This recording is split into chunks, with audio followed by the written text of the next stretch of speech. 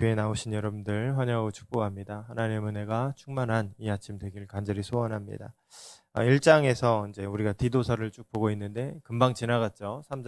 3장까지밖에 없어서 사도 바울이 디도에게 전한 편지가 바로 이 디도서이고 목회서신으로 분류가 됩니다.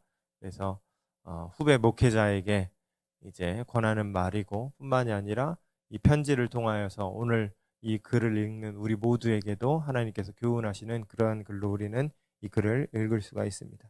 1장을 보시면 사도 바울이 사도된 것은 택하신 자들의 믿음과 경건함에 속한 진리의 지식과 영생의 소망을 위함이다 라고 했습니다. 1장 1절과 2절에 이제 그것을 밝히고 있는 것이죠.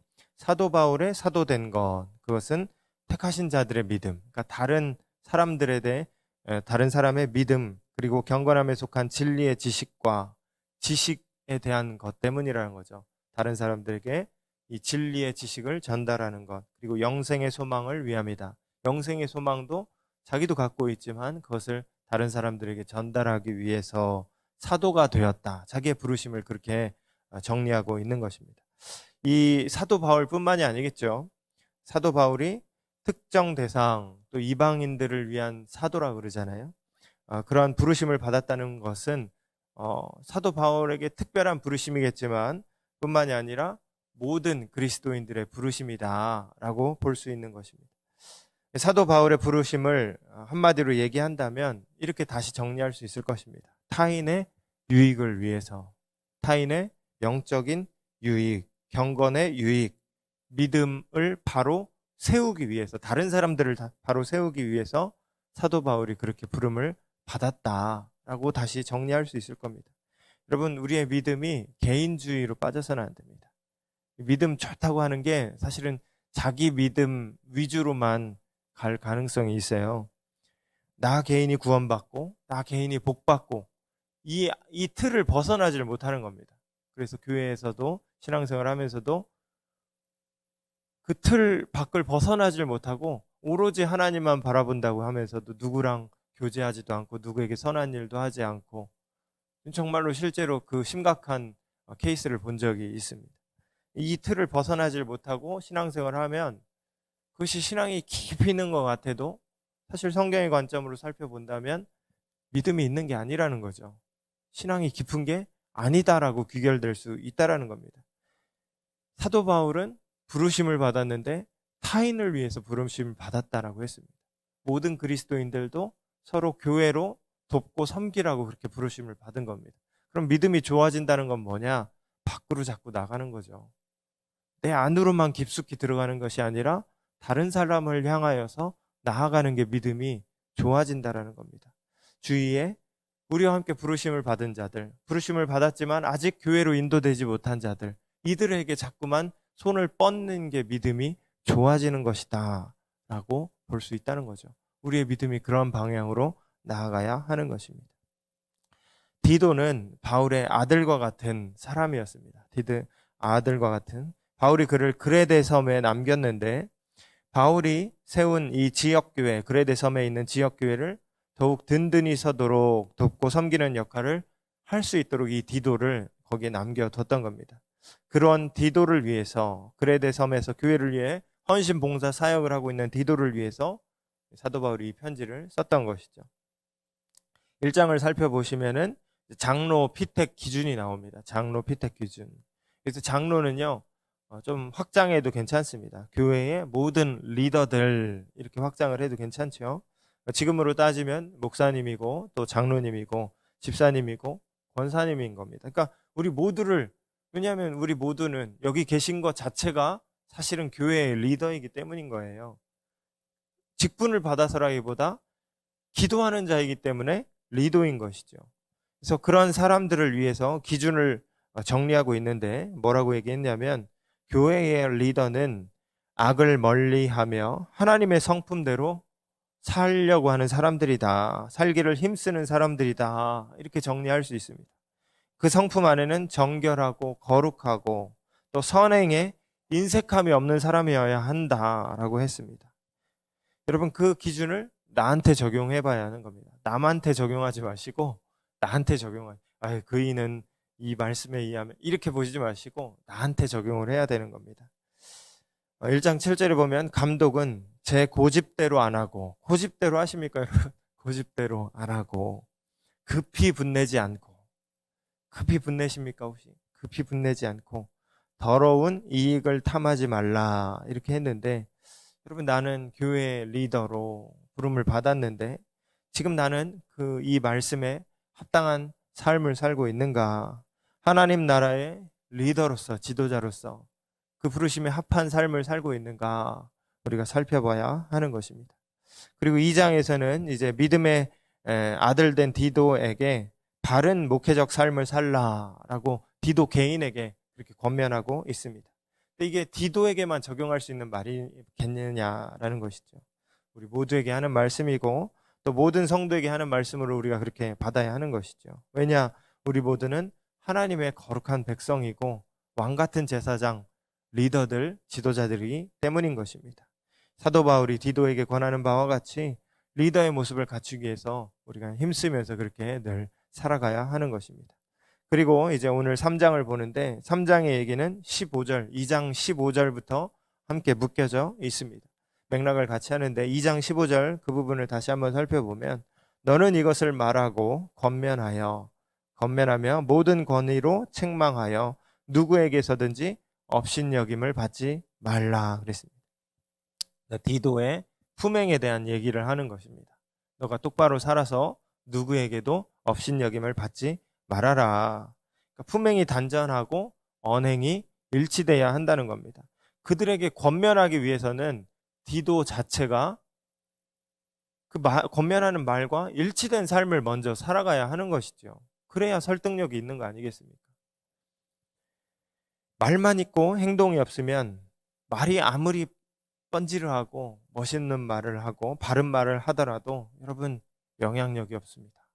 영향력이 없는 것입니다. 그렇기 때문에 디도 너가 먼저 그런 바른 삶을 살아가야 된다 이렇게 말하는 것이고 우리도 그런 삶을 살기 위해서 애써야 한다라는 것이죠. 그리고 오늘 이제 3장 1절 2절 살펴보시면 제가 한번 다시 읽겠습니다.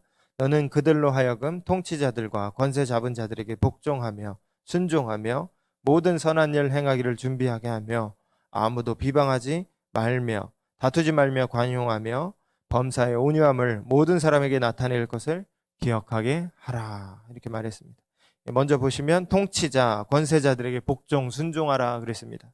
그래서 통치자는, 권세자는 세상의 통치자를 얘기하는 것입니다. 세상의 권력자들을 얘기하는 것이에요. 그들에게 복종해야 되는 이유는 여러분 그들이 권력을 갖고 있기 때문이 아닙니다. 우리가 하나님 말씀대로 선한 삶을 살기 위함인 것이죠. 여러분 우리는 하나님 나라의 백성입니다. 하나님 나라의 백성. 하나님 나라의 백성은 하나님의 법의 지배 하에 있습니다. 영향력 하에 있습니다. 그래서 사실은 우리는 이 세상 법의 지배를 받지 않아요. 그럼에도 이 세상 법에 우리가 따르고 존중해야 되는 이유는 우리가 선한 삶을 살기 위함이라는 것이죠.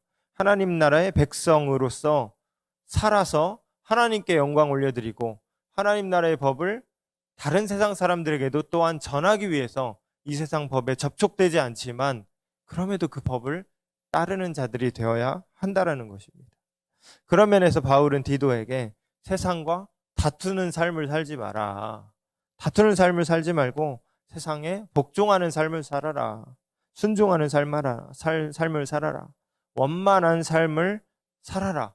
어우러지는 삶을 살아라 라고 말을 했던 것입니다.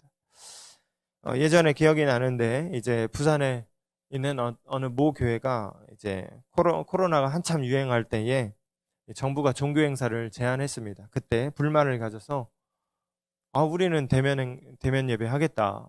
초기에 그랬거든요. 우리는 대면 예배를 강행하겠다. 그 교회가 여러분 유명한 교회였습니다. 수천 명 되는 교회였습니다. 그 목사님이 유명한 목사님이었습니다. 그분이 전도를 잘하는 그런 목사님이었고 그래서 전도에 대한 책도 냈습니다. 제가 그 책도 읽어봤던 기억이 있는데 근데 그 목사님이 그 교회가 코로나 때문에 교회가 겪는 이 어려움을 두고서 정부와 대립하고 어떤 일이 있어도 우리는 예배가 생명이다. 예배를 고수하겠다. 예배에 절대 타협이 없다. 이런 태도를 가졌던 것이죠. 그리고 여러분, 결국 어떻게 됐습니까? 사회의 지탄을 받았습니다. 많은 사람들이 손가락질하는 그러한 케이스로 남게 됐다는 것이죠.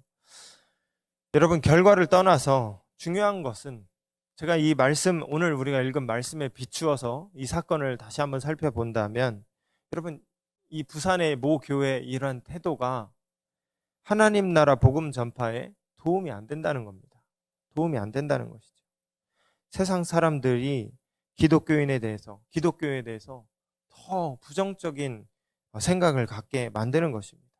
그래서 코로나 지나면서 사실은 교회 떠난 게 믿음이 느슨해져서 떠난 것뿐만이 아니라 실은 교회의 이런저런 행태 때문에 떠난 성도들이 교회 안에 많이 있게 됐습니다. 여러분, 그렇게 붙들었던 예배가 정말로 하나님께 영광이 됐을까요? 하나님께서 기쁘시게 생각했을까요? 지혜롭게 생각해야 하지 않았을까요?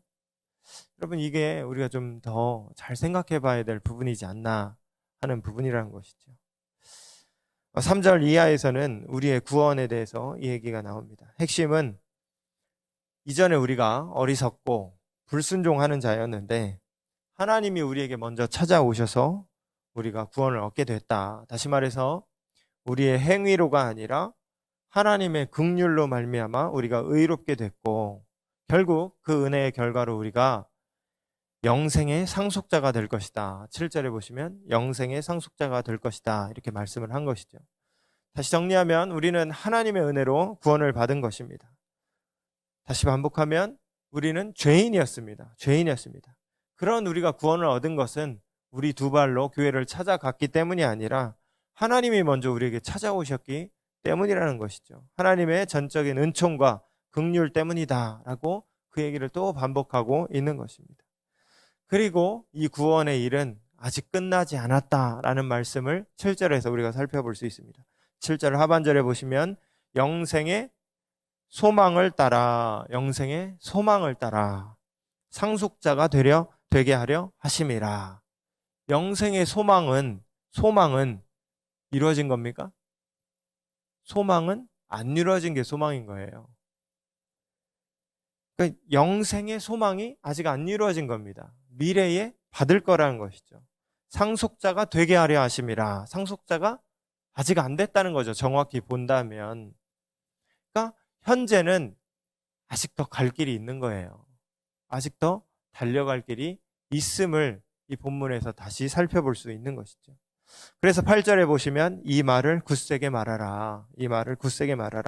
이는 믿는 자들로 하여금 조심하여 선한 일을 힘쓰게 하려 함이라 라고 했습니다. 이것도 7절 말씀의 맥락에서 이해가 되는 부분이라는 것이죠.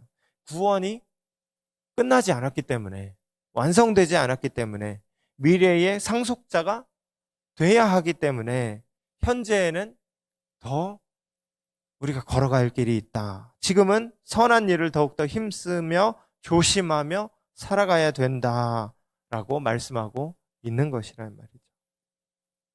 여러분, 바울의 글은 이와 같이 이 두 가지 양면이 늘 반복돼서 나옵니다. 하나는 이미 얻은 구원입니다. 그리고 또 하나는 아직 얻지 못한 구원의 개념인 것이죠. 이것이 혼재되어 있습니다. 바울은 이 두 가지를 늘 같이 씁니다. 근데 앞에 거는 우리가 익숙해요. 그래서 여기에 함몰되고 빠져서 안일하게 살 가망성이 큽니다. 구원을 이미 얻었으니 조금 느슨하게 사는 거죠. 조금 나태하게 사는 것이죠. 그래서 이 부분은 우리가 너무, 여러분 담대함을 가지십시오. 하나님이 여러분을 사랑하십니다. 여러분을 붙드셨습니다. 하나님의 사랑에서 끊을 게 없습니다. 이러면서 이제 조금 느슨하게 가는 거죠. 근데 바울은 그 얘기만 한 게 아니라는 겁니다. 오늘 본문에서 우리가 발견할 수 있는 것과 같이 여전히 우리가 조심해야 된다. 여전히 우리가 구원을 위해서 달려갈 길이 남아있다. 이 얘기를 바울이 함께 하고 있다는 것이죠. 이 뒤에 거를 우리가, 특히 한국교회가 잘 생각을 못합니다. 여러분, 이 뒷부분을 우리가 기억해야 하는 것이죠. 구원이 아직 끝나지 않았습니다. 구원의 길로 초대됐습니다. 그러나 이 길을 계속 우리는 걸어가서 마지막에 소망을 성취하고 상속자가 돼야 하는 것입니다. 말씀을 마칩니다. 여러분, 구원 이후 우리는 천국을 향한 이 길을 걸어가고 있습니다. 이미 받은 구원뿐만이 아니라 구원을 받고 이제 할 일 없이 죽을 날만 기다리고 살아가는 우리들이 아니라 우리는 적극적으로 이 길을 걸어가야 합니다. 선을 행하고 구원을 위해 상속자가 되기에 달려가야 하는 자들인 것입니다. 오늘도 여러분 새로운 날을 선물로 받았습니다. 주님 앞에 부끄럽지 않은 성도들로 저와 여러분이 살 수 있기를 바랍니다. 거룩을 힘쓰시는 성도들 되시길 바라고 하나님의 거룩하신 성품을 담기 위해서 애쓰시는 저와 여러분 될 수 있기를, 그래서 마지막 주님 다시 만나는 날에 주님께 칭찬받는 저와 여러분 될 수 있기를 간절히 축원합니다. 기도하겠습니다.